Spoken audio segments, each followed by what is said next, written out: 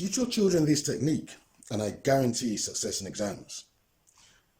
The brain is like a sponge, and the brain acts exactly like a sponge when taking in information.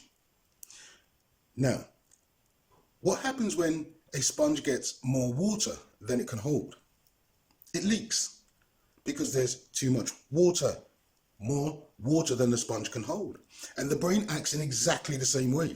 Your brain is a sponge that can soak up information, but too much information, and some of what went in leaks out. This is information overload, and this is what happens when revising. There is too much information going in too short a period of time, so the youths are unable to retain all the information. So, just like with the real sponge, you apply exactly the same principle for the brain. When there is too much water in the sponge, you squeeze out some of the water so that it works the way it's supposed to. So you do exactly the same with the brain. You squeeze out some of the information so that it works optimally.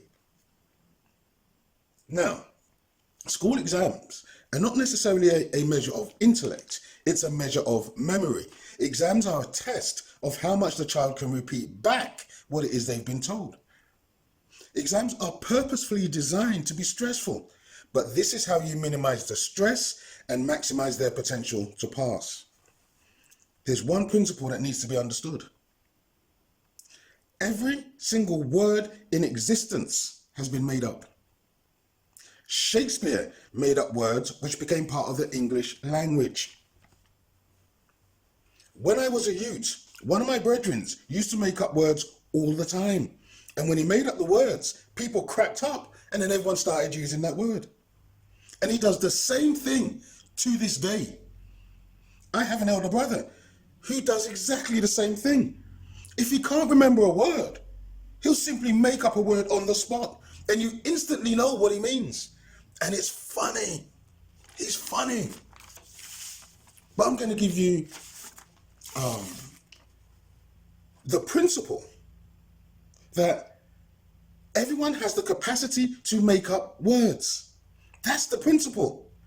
Every single word has been made up. So get your child to make up words to remember detail or lists just for the purpose of passing the exam. Let me give you 2 examples. Say they had to remember the order of the planets in the solar system. The planets are the Sun, Mercury, Venus, Earth, Mars, Saturn, Uranus, and Neptune. And the technique is to take the first letter of each word to make up a word. So you've got the Sun, then you've got M for Mercury, then V for Venus, then E, then M, then S, then V, then N.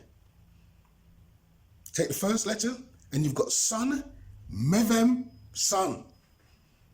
Sun, Mevem, Sun. That's 4 syllables, and that's far easier to remember than the long list. You see, what you've done is you've squeezed out information and broke down the list to 4 syllables. Let me give another example. Say they had to remember the name of Henry VIII's wives. You do exactly the same thing. Break it down to its simplest form.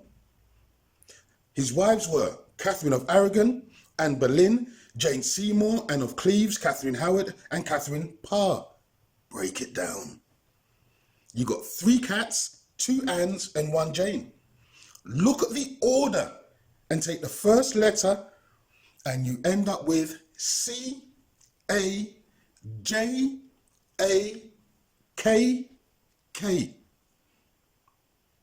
That word is kajak.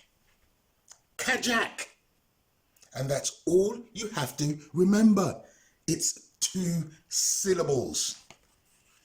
So, if your child can perfect this technique, I guarantee they will pass their exams.